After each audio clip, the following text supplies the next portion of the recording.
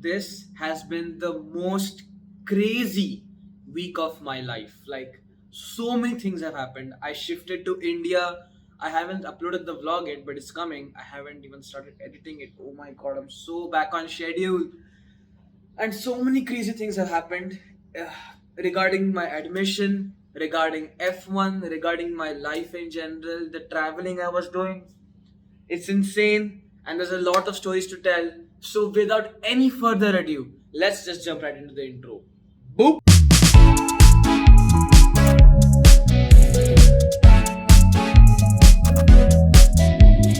And welcome to the ABHI podcast. Oh my god, where do I begin? So, let me just tell you right now, I am in Nashik at the time of recording, and oh my god. So, let me just compose myself before I start telling this story.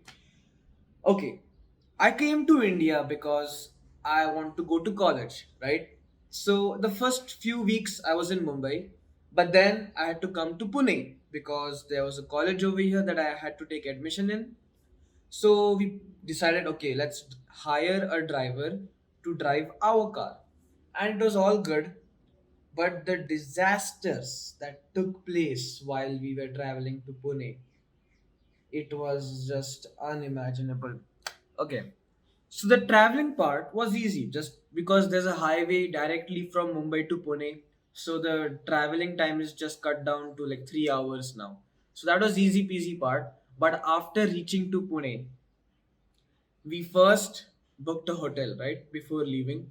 And the hotel was called Hotel Divine Destination. The photos looked okay, they were looking respectable. The budget was also good. So we were like, okay, this hotel is nice and it's close to the airport, so it must be good, right? Oh boy, we were wrong. We were so wrong about the hotel being good. So the hotel is called Divine Destination, right? And unfortunately, by the time we reach to Pune, it's quite dark because now in India it's getting dark around 5:30 p.m. So we reach over there at 5:30 p.m. Not at the hotel. In Pune, we reach at 5:30 p.m. And now we're like, okay, let's search for the hotel. And now this hotel doesn't even have like a proper name. Okay, I'm telling you it's Hotel Divine Destination. But before the Divine Destination part, it has like Oyo, Flagship, Hotel Divine Destination. And when we are putting it in the map, like three, four names are coming, and we're like, which one is it? So we just clicked the first one and hoped that it was the right one.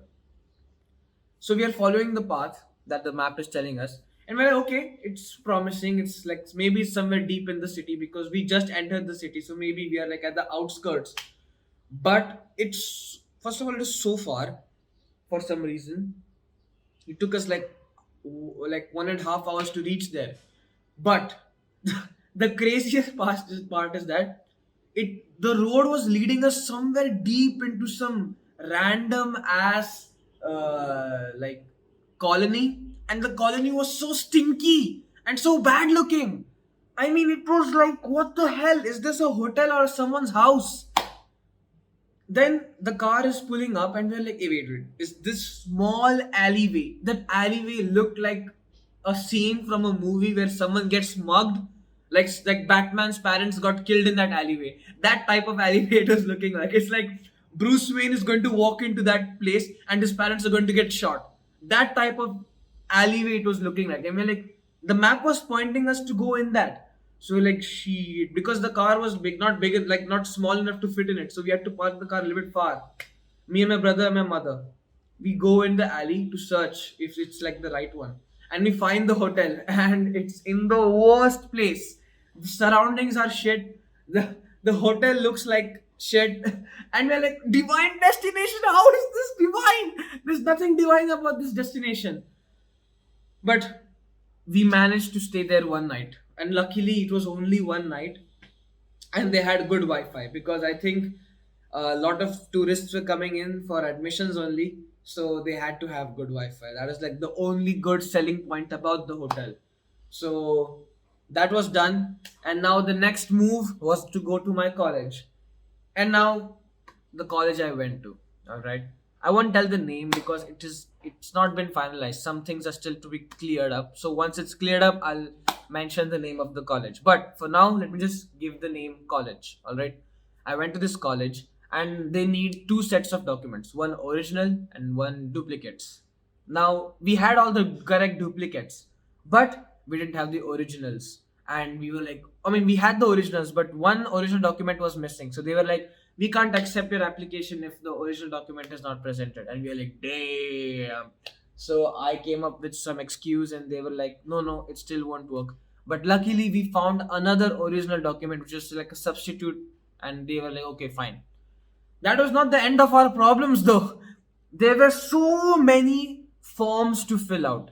So many forms. And I don't even know. Like, there was like an online form we had to fill, but we made a mistake in some particular area. And after entering, it didn't say which area we made a mistake in. It just erased everything and told us to fill the whole thing again. We're like, what the hell? Because it takes like 5 minutes to fill the whole form because it asks like some complicated details.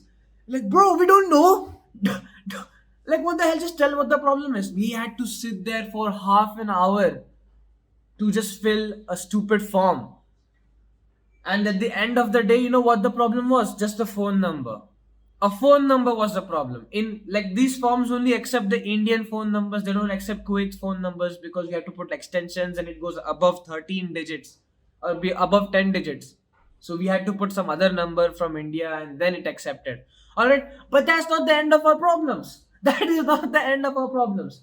After that, it took us 5 hours in that college. Five painstaking hours. But that was not the end. Because at the end, our work was still incomplete. And then we had to come the next day, again in the same college, and again we had to spend 5 freaking hours in that college. It was so tiring. It was so mind bogglingly painful, and we kept forgetting things. We kept forgetting things at every step. We forgot something. Like we brought the document. Oh, one document is missing. We went on the top floor to like do something on the computer. Oh, I forgot the USB. We're coming to fill this paper. Oh, I filled the wrong form. Oh, we're going to write this thing, but oh, I made a mistake over here. Legit, every step I'm having a problem. It's like it's written in my book. Like, Abhishek, this day is going to be the most irritating and long and painfully irritating day of your life. Oh my god, I was like, nah, man, you're kidding, you cannot be doing this to me. Oh my god, Pune was a disaster. Plus, the roads in Pune were so dumb. Like, I can't even start explaining. The roads in Mumbai are way more organized compared to Pune. The roads in Nashik, where I am right now, are way more organized than Pune. I don't know why people hype it up so much. Like Mumbai, Pune, it's like the crown jewels of Maharashtra. Pune has the worst roads. People don't give two shits about you on the street, okay? Especially the scooter and bike people, they are filling up the street like cockroaches. They're just like, as smallest gap they find, they want to insert their car. Like, just gaining 5 inches in front of the car will give you like a head start in a race or something like that. I don't know what's wrong with them.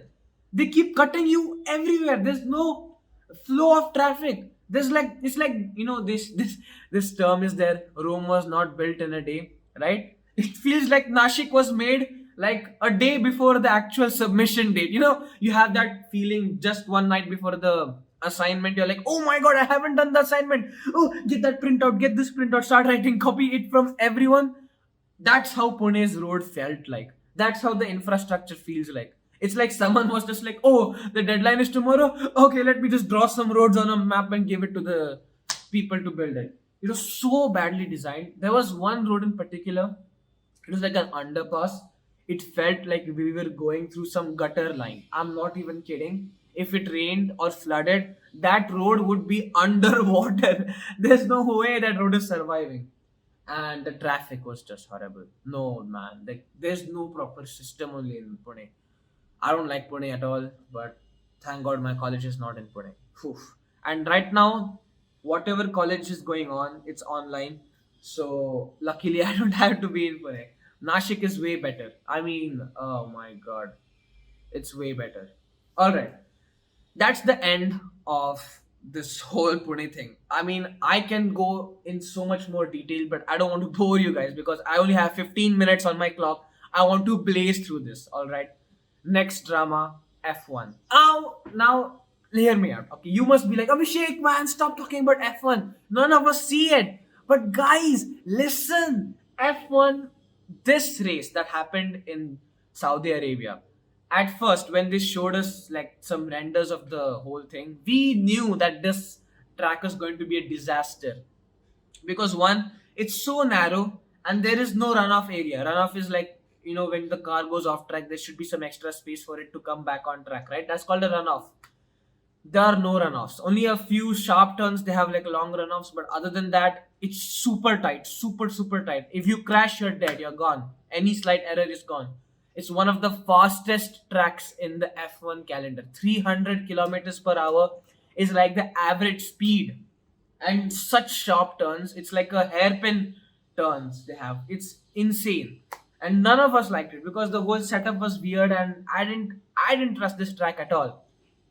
But oh my god, I won't say that the race was I won't say that the race was like, there are two types of entertainment. One is like the awesome, exciting. You're like, oh my god, this is actual proper racing, and they're going head to head, and it's all clean, but it's also like very cut to cut.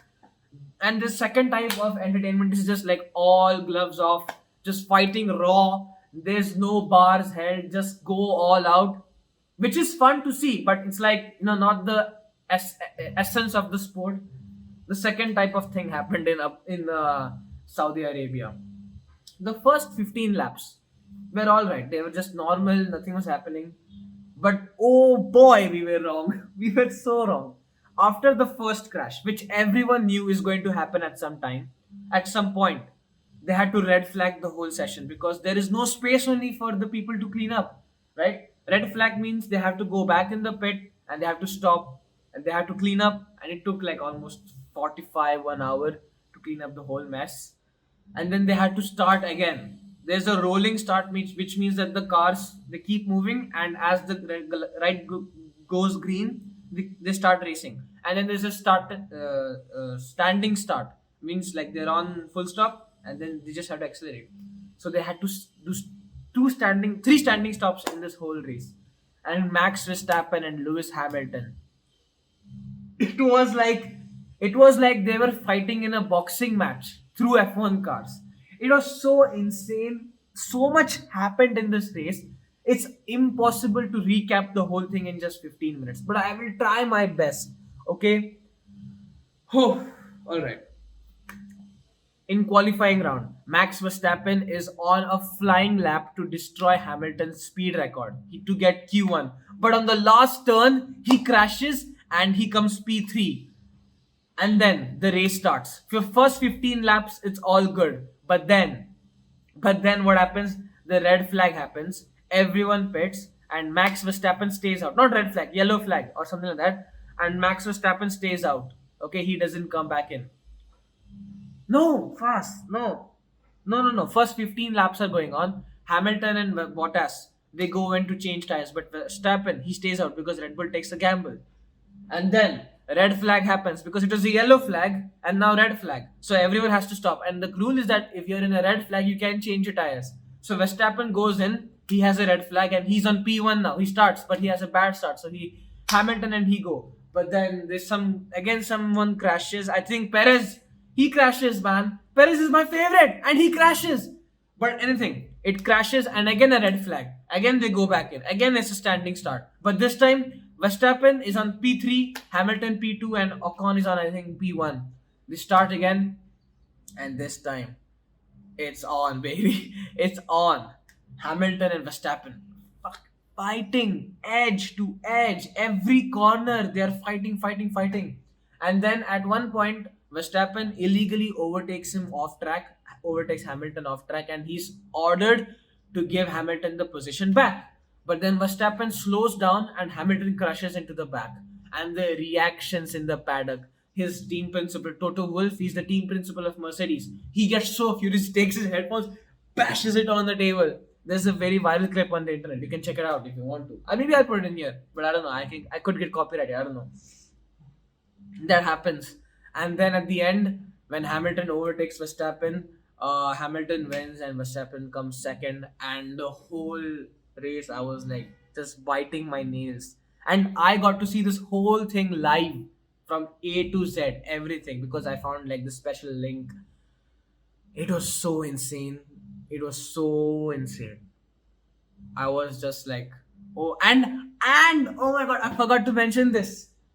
Hamilton came P1, which gave him 25 points, and he got fastest lap, so he got 26, which means that now Hamilton and Verstappen are both having equal points, 369.5, 369.5. And now only final race is left, that is in Abu Dhabi, coming next Sunday, and it's going to be the most insane because they started the season with 0 points and now they're ending the season with equal points. It's so crazy. This is like never seen before, at least in my generation. For me, I have never seen this previously. It has happened with Alan Prost and Ayrton Senna, and those guys they have done it, but this is happening to me for the first time, man. I can't believe it. I seriously cannot believe this is happening. Oh my god, Abu Dhabi is going to be a freaking crazy, crazy race. Oh my god, because at this point, they just want to win. Red Bull wants to win, Mercedes wants to win. It's like a proper boxing match, but it's F1. Oh my god. Okay, so I'll talk to you guys later because now I have to go for my college. Alright, so thank you for joining in. I'll see you in the next episode. Till then, it's your boy Abhishek. I'll talk to you next time. Bye bye.